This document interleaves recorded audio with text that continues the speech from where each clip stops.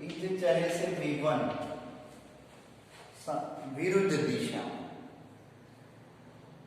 અહીંયા ઋણ નિશાની દર્શાવે બંનેના વેગ પરસ્પર વિરુદ્ધ દિશા.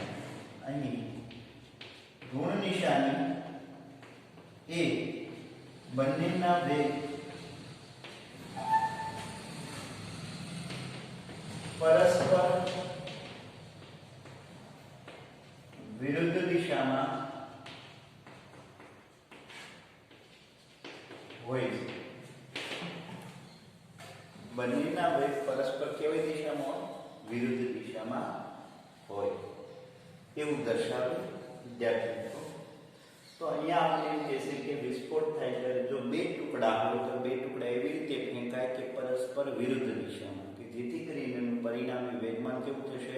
શૂન્ય. શા માટે? તો કે વેગમાનના સંરક્ષણના નિયમ મુજબ. તો આ હતું ઉદાહરણ 5.17 સ્વાધ્યાયમાં. ત્યારબાદ 18 તરફથી તો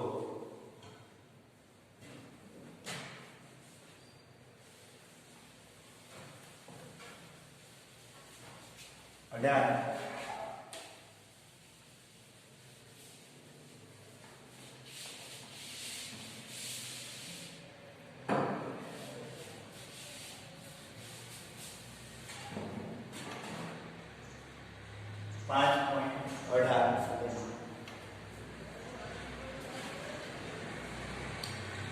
0.05 કિલોગ્રામ દળના બે બિલિયાર્ડ બોલ 6 મીટર પર સેકન્ડની ઝડપથી ગતિ કરતા અથડાય છે. એટલે બે બોલના દળ 1 m2 m અને a છે 0.05 kg કિલોગ્રામ અને વેગ છે બંનેના વેગ પણ સમાન છે 6 મીટર પર સેકન્ડ ની ઝડપથી ગતિ કરતા અથડાય છે અને તેટલી ઝડપથી પાછા ફેંકાય છે. દરેક બોલની બીજા વડે લાગતા બળનો આઘાત કેટલો થશે? તો અહીંયા આપણને એમ કહીએ કે બે બોલ છે, બંને બોલના દળ સમાન છે. m1 એનો વેગ v1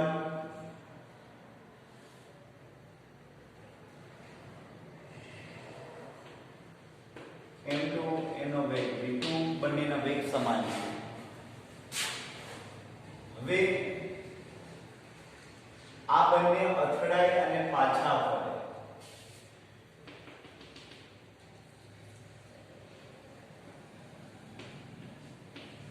ત્યારે v1 ડેશ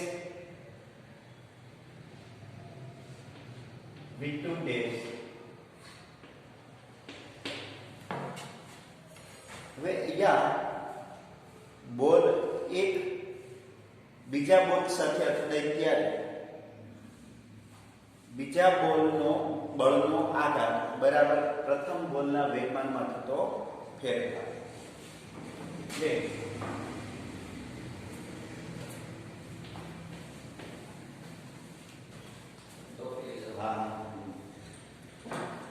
અહીં પ્રથમ બોલના વેગમાનમાં થતો ફેરફાર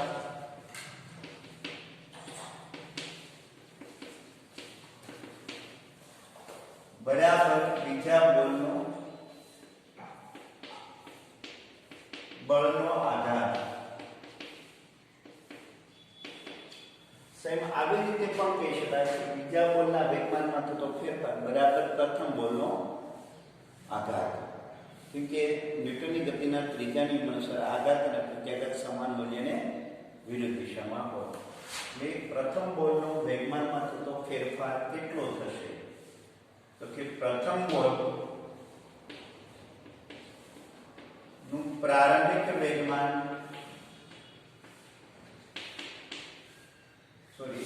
પ્રથમ બોલના વેગમાનમાં થતો ફેરફાર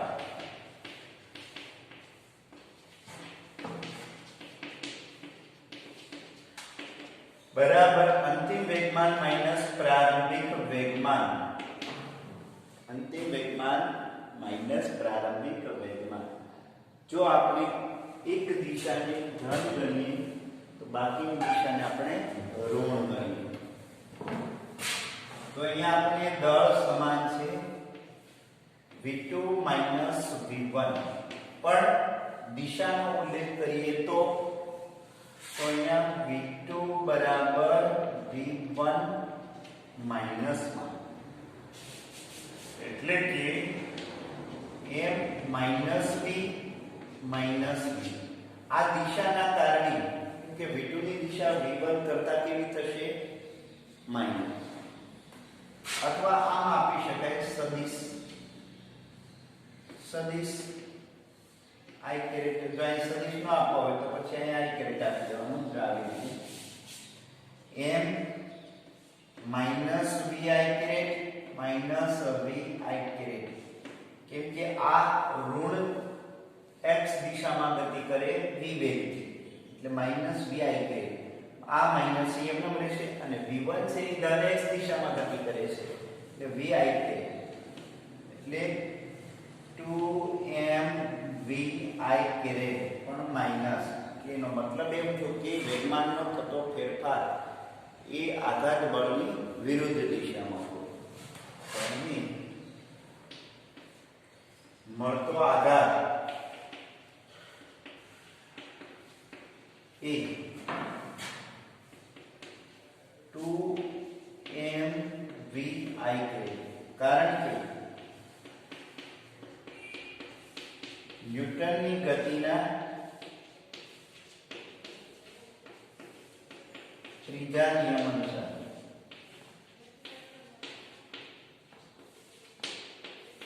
વેગમાનના ફેરફારની વિરુદ્ધ દિશામાં।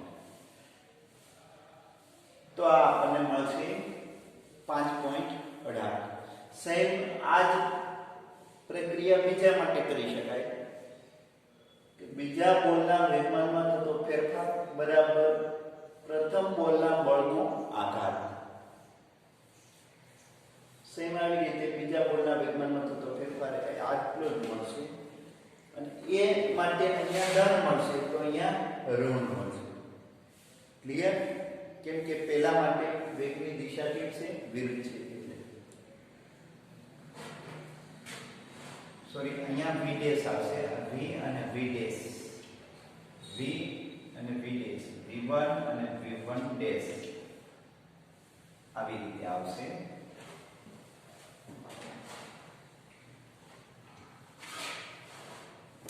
ત્યારબાદ 5.19 તરજી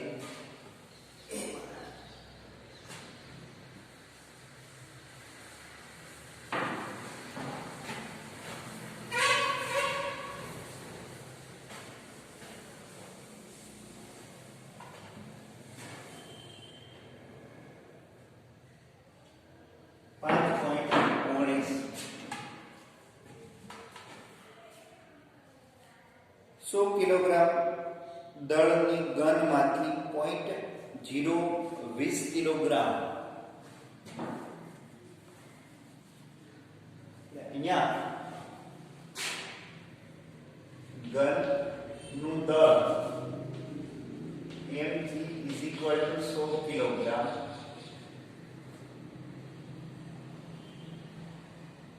અને બુલેટનું દળ 0.020 kg। દળનો એક શેલ ફોડવામાં આવે છે, ઘનની નાળચામાંથી બહાર આવતા શેલની ઝડપ 80 મીટર પર સેકન્ડ છે બુલેટની ઝડપ, તો ઘનની ઝડપ કેટલી?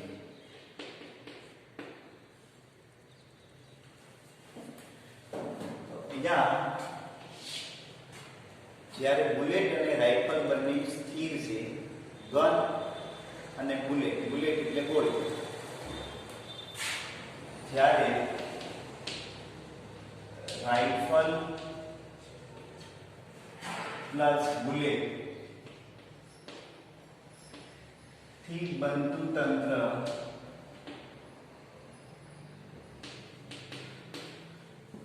પ્રારંભમાં સ્થિર છે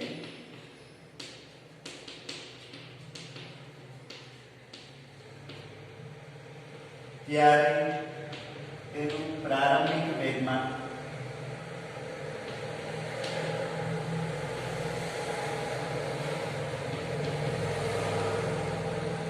pi is equal to 0 થશે.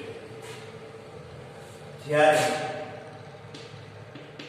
Bullet રાઇફલમાંથી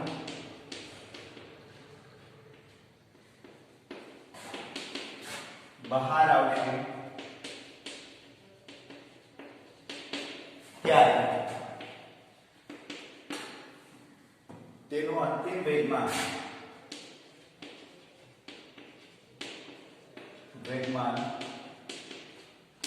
pf is equal to mg vg plus m bullet v bullet is equal to 0 થશે. શા માટે? તો કે બંનેના વેગમાન સંરક્ષણના નિયમ અનુસાર, કારણ કે વેગમાન સંરક્ષણ ના નિયમ અનુસાર વેગમાન સંરક્ષણના નિયમ અનુસાર તો એ શું થશે? mg vg is equal to minus mb vb. આપણે ગનનો વેગ શોધવો હોય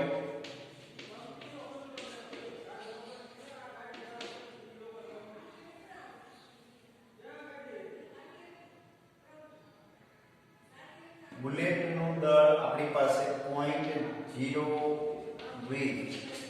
પછી રેડ બુલેટનું 80 ના છેદમાં mg 100 કિલોગ્રામ. તો આપણને શું મળશે? 2 પોઈન્ટ થશે એટલે 280 અહીંયા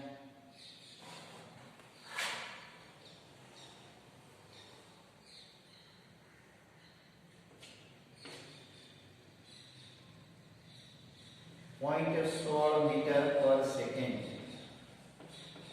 આટલો ગનનો વેગ થશે. અને વિરુદ્ધ દિશામાં, કઈ દિશામાં થશે? વિરુદ્ધ દિશામાં.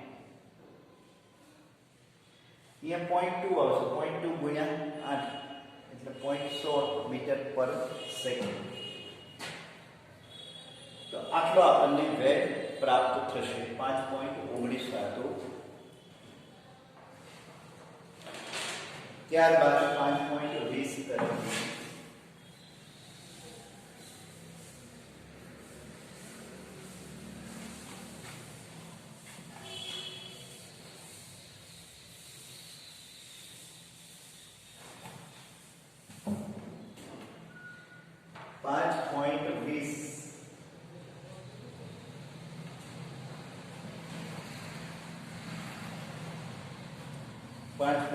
તરફથી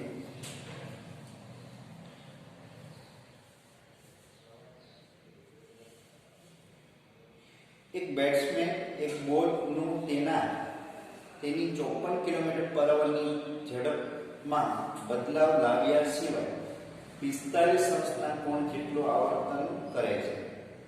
બોલ પર લાગુ પાડેલ આઘાત કેટલો હશે? બોલનું દળ આપેલું છે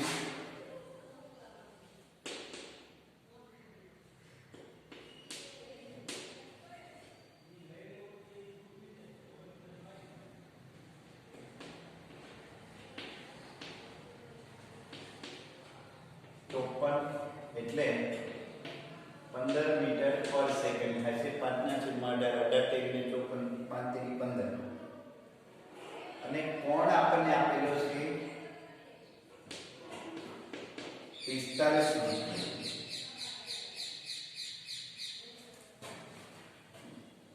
તો બોલ પર લાગુ પડેલ આઘાત કેટલો?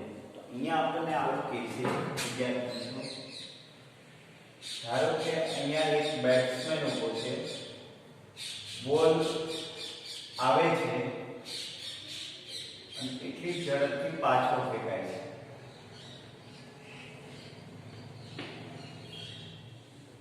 અને ટોટલ છે 45 એટલે આ કોણ થશે 22.5 અંશ. 22.5 અંશ. V1 ઝડપથી અને V2 ઝડપથી પાછો ફેંકાય. તો આવી રીતે સમાન ઝડપે અથડાઈ થીટા કોણે અથડાઈને પાછો ફરે ત્યારે વિદ્યાર્થી મિત્રો ઉદાહરણ આપણે ભણી ગયા. એ ઉદાહરણ તમને કહું. એ ઉદાહરણ છે થીટા કોણે અથડાય અને પાછો ફરે ત્યારે. પેજ નંબર 98 પર ઉદાહરણ 5.5. એમાં બીજો કિસ્સો કે બોલ થીટા કોણે અથડાય અને એટલા જ વેગે પાછો ફરતો હોય ત્યારે એના વેગમાનમાં થતો ફેરફાર કેટલો હોય? તો કે 2mv cos થીટા કેટલો હોય? તો અહીં બોલ બેટ સાથે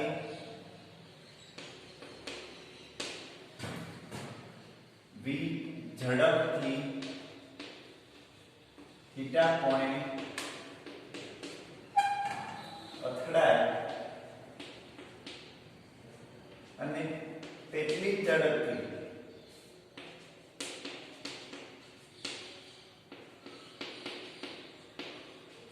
તેટલા જ કોણે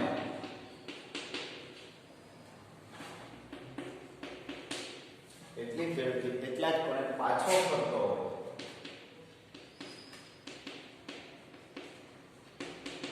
ત્યારે વેગમાનનો ફેરફાર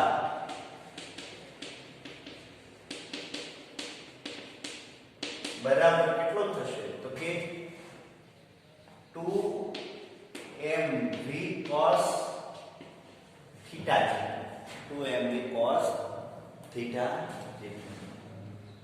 અહીંયા બે બોલનું દળ 15 kg અને 15 ગુણ્યા cos 22.5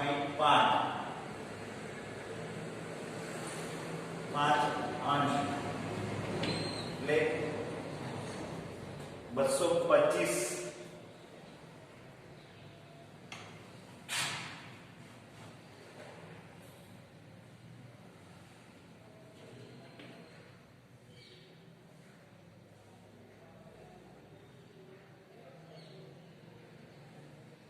15 ગુણ્યા 0.15 એટલે આને 10 to the power 2 ગુણ્યા 15 ગુણ્યા 15 ગુણ્યા 10 આ બાજુ ખસી એટલે -2 લઈએ અને cos 22.5 વિદ્યાર્થી મિત્રો કિંમત મૂકી નેચરલ cosમાં જઈ કિંમત મૂકી અને જવાબ લાવી શકો. આટલો જ બળનો આધાર મળે. વેગમાનમાં થતો ફેરફાર બરાબર બળનો આધાર. આ બળનો આધાર અહીંયા કિંમત કોસની મૂકીશું અને પછી ગણતરી કરી અને જવાબ લાવજો. આ એક ખાસ ધ્યાન રાખવાનું કે સમાન કોણ હોય અને સમાન વેગનું મૂલ્ય હોય, દિશા નહીં. ઝડપ સમાન હોય, સમાન કોણ હોય ત્યારે એના વેગમાનમાં થતો ફેરફાર આટલો ડાયરેક્ટલી લઈ લેવાનું 2mv cos થીટા. તો એ આપણને મળશે 5.20. ત્યારબાદ 5.21 તરફથી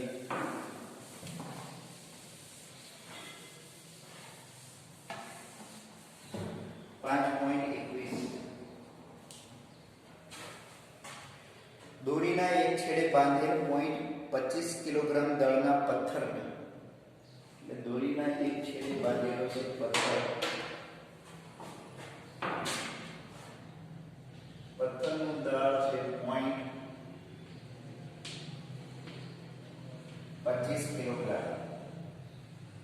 સંક્ષિપ્ત સમતલમાં 1.5 મીટર ત્રિજ્યાના વર્તુળાકાર વર્તુળમાં ઓમેગા 40 રિવોલ્યુશન પર મિનિટ એને રોટેશન પર મિનિટ છે એને રેડિયન પર સેકન્ડમાં કન્વર્ટ કરતી વખતે રેડિયન પરિભ્રમણને રેડિયનમાં કન્વર્ટ કરતી વખતે 2π વડે ગુણવાના અને મિનિટને સેકન્ડમાં કન્વર્ટ કરતી વખતે 60 વડે ગુણવાના. એટલે આ થશે રેડિયન પર સેકન્ડ. ક્લિયર?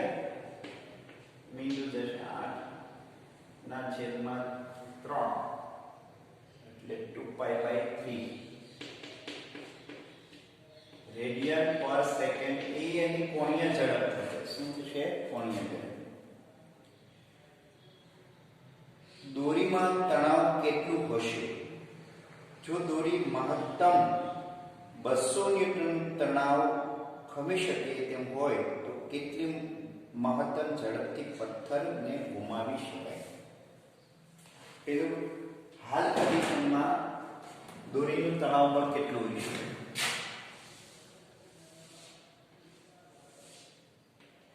ધારો કે એની ઝડપ તો v છે, તો આભાસી કેન્દ્ર ક્યાંથી? ધારો કે ઉત્પન્ન થતું તણાવ બળ t છે, તો એને અનુરૂપ આભાસી કેન્દ્ર ત્યાંથી બળ કેટલું લાગશે? mg²/r. તો પ્રથમ કિસ્સામાં ધારો કે દોરીમાં ઉદ્ભવતું તણાવ બળ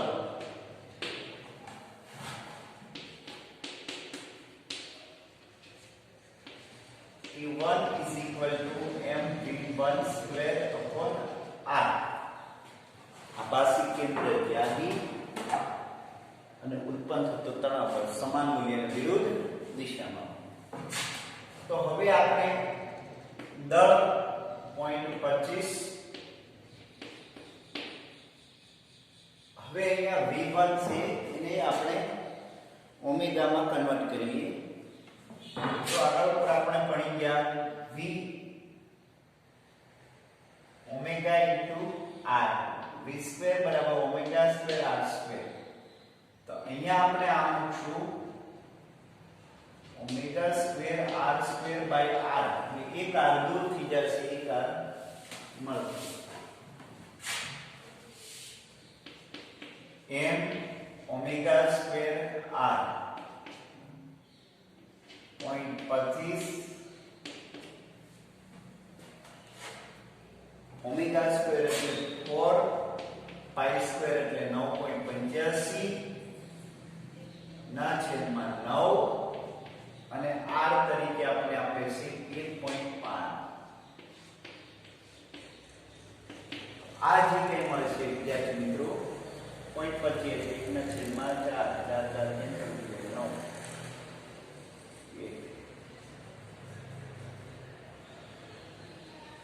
1.5253 ની આસપાસ મળશે આપણને વિદ્યાર્થી મિત્રો. 1.5253 કે 10 લઈએ તો 1.1 15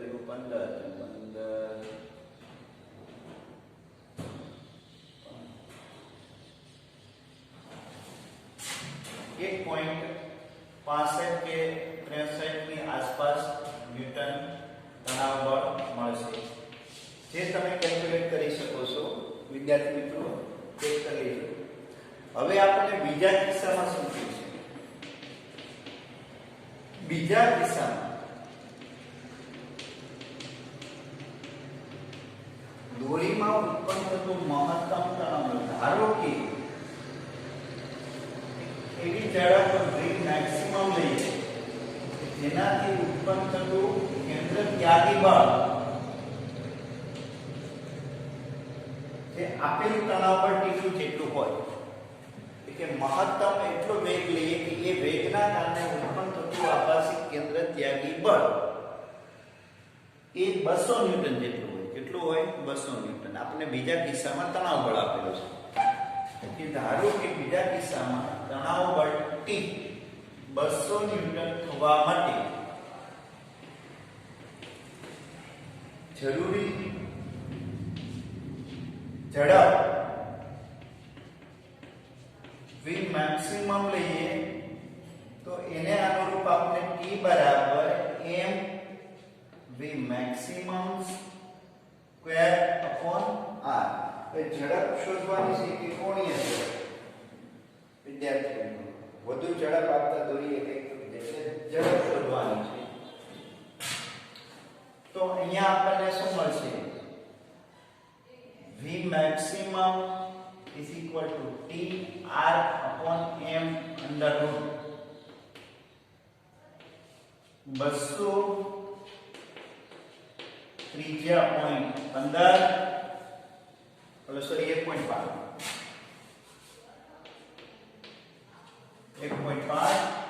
અને દળ પોઈન્ટ 25 રેઝ ટુ 1 એટલે અહીંયા પોઈન્ટ 25 એટલે 1/4 4 ઉપર જશે એટલે 800 ગુણ્યા 1.5 એટલે અહીંયા આપણે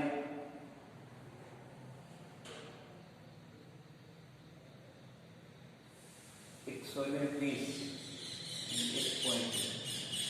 એટલે 10 રૂટ 2 ઓર 10 રૂટ 10 સમથિંગ કંઈક આવશે. તમે તમારી રીતે જવાબ લાવી શકો છો વિદ્યાર્થી મિત્રો. એટલે 800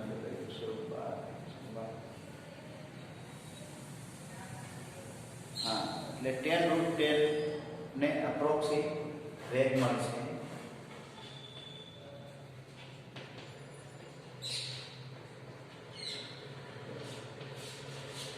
બાકી તમારી રીતે કેલ્ક્યુલેટ કરી અને જવાબ લાવી શકો. તો આ 5.21 વિદ્યાર્થી. ત્યારબાદ 5.22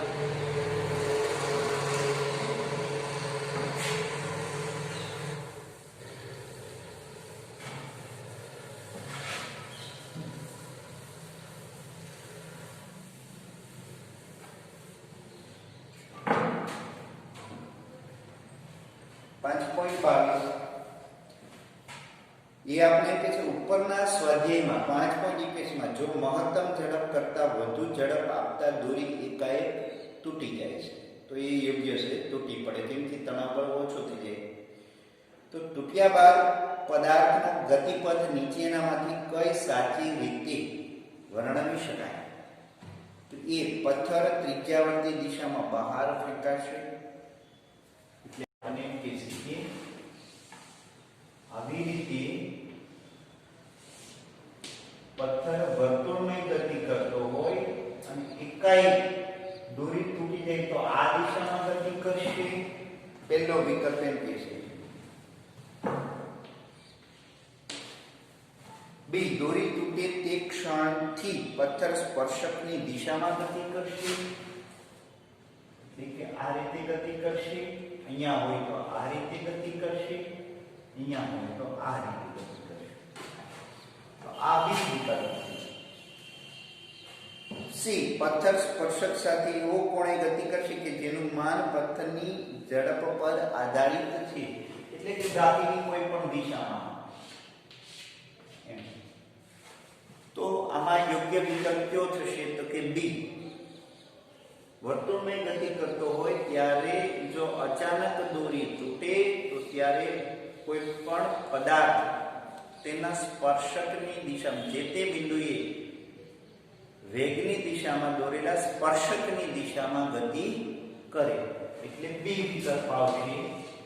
સ્પર્શકની દિશામાં ફેંકાઈ જશે. ત્યારબાદ 5.23 સમજાવો શા માટે? 5.23 એક ખાલી અવકાશમાં ઘોડો ગાડીને ખેંચી અથવા દોડાવી શકતો નથી.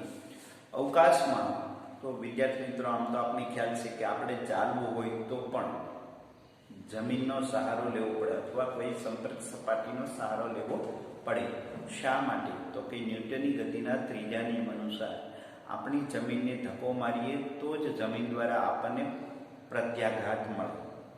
ખાલી અવકાશમાં ઘોડો અને કોઈ સંપર્ક સપાટી હોતી નથી એટલે તે ચલાવી શકે નહીં. બી ઝડપથી ગતિ કરતી બસ એકાએક અટકે ત્યારે મુસાફર તેમની બેઠકની આગળ તરફ ફેંકાય છે. હવે જ્યારે બસ પ્રવેગી થાય ત્યારે બસની અંદર જડેલી સીટ એ પણ એટલા જ પ્રવેગથી ગતિ કરે આગળ તરફ. હવે સીટની ઉપર બેઠેલ વ્યક્તિનો જે કાંઈ ભાગ છે, નીચેનો ભાગ, એ સીટના સંપર્કમાં છે કે એટલા જ પ્રવેગથી આગળ વધશે. જ્યારે વ્યક્તિનો ઉપરનો પાર્ટ છે, શરીરનો ઉપરનો ભાગ, એ સ્થિર હતો. એટલે વ્યક્તિના શરીરના ઉપરનો ભાગ અને નીચેનો ભાગ બંને સાપેક્ષ ગતિ કરે. એટલે નીચેનો ભાગ આગળ વધે તો શરીરનો ઉપરનો ભાગ પાછળ ધકે. કેમ કે ત્યાં ખરેખર આમ તો જડત્વનો નિયમ લાગે, બીજા અર્થમાં કહીએ તો આભાસી બળ લાગે. અઝડપીય નિર્દેશ પ્રેમના કારણે એમાં આભાસી બળ ઉત્પન્ન થાય. આથી વ્યક્તિ ફ્રેમની વિરુદ્ધ દિશામાં એટલા જ પ્રવેગથી ગતિ કરશે. સી ઘાસ કાપતા મશીનને ધકેલવા કરતા ખેંચવું સહેલું પડે. એટલે આવી રીતે છે વિદ્યાર્થી મિત્રો. ધારો કે કોઈ પદાર્થ હોય, એ પદાર્થ સંપર્ક સપાટીના સંપર્કમાં હોય, જો આપણે એના પુશ કરીએ, F જેટલું બળ લાગુ પાડીએ, તો F ના બે ઘટક મળશે વિદ્યાર્થી. F ના બે ઘટક, F cos θ અને F sin θ. આપણે અહીંયા θ લઈએ તો આ ઘટક છે એ વજન બળમાં વધારો કરે, mg F sin θ. એટલે પહેલા આપણે આટલું ધકેલવું, વજન બળનો સામનો કરવો પડે, એમાં પ્લસ બળનું એક ઘટક છે એ પણ વધારો કરે છે.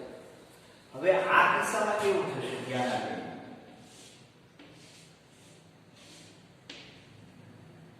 જ્યારે આપણે F બળ લાગુ પાડીએ, F cos θ F sin θ,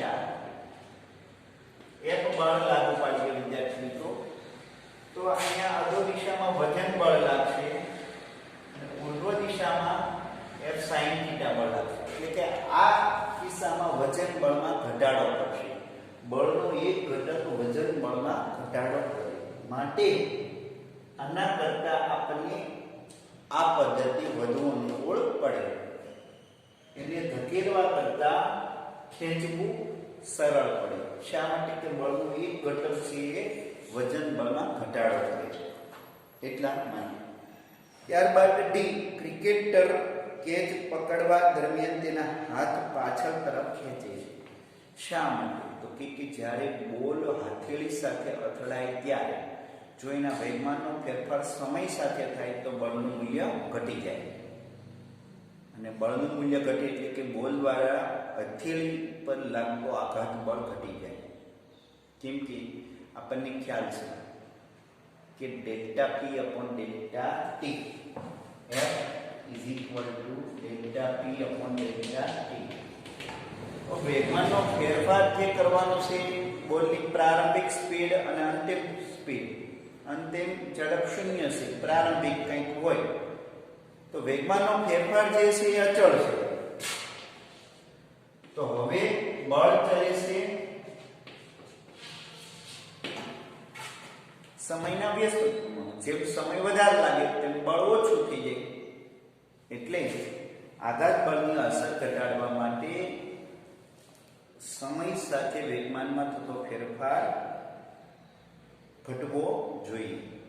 આથી ક્રિકેટર પાછળ તરફ હાથને ખેંચે છે. તો અહીંયા આપણે ચેપ્ટર 5 એ કમ્પ્લીટ થઈ ગયું વિદ્યાર્થી મિત્રો. ત્યારબાદ આપણે ચેપ્ટર 6 તરફ જઈએ. તો એ ચેપ્ટર 6